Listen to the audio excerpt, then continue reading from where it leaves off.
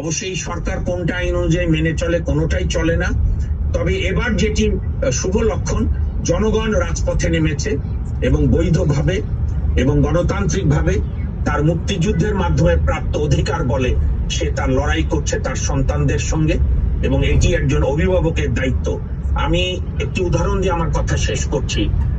ঢাকা বিশ্ববিদ্যালয়, ঢাকার একসময় তখন ছাত্র নেতা ছিল, বর্তমানে মার্কিন যুক্তরাষ্ট্রের ইলিনয়ের না কি নাম, সেই বিশ্ববিদ্যালয়ের একজন অধ্যাপক, রাষ্ট্রবিজ্ঞানী,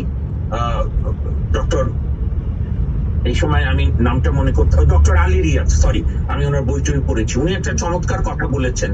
যখন, এটা বলে আমি শেষ করছি, যখন বর্তমান সরকার বিভিন্ন জায়গায় যে দুর্বৃত্তরা আগুন দিয়েছে, বা অনেকে বলে সরকারেরও নানা প্ল্যান থাকতে পারে, তো সেই আগুনে ক্ষতিগ্রস্ত বিভিন্ন অবকাঠামোগুলোর ক্ষেত্রে যখন মানুষের মৃতের কাছে শহীদদের কাছে না গিয়ে যখন সরকার প্রধান ওই অবকাঠামো দেখতে গিয়ে চোখে জল এসে গেছে, তখন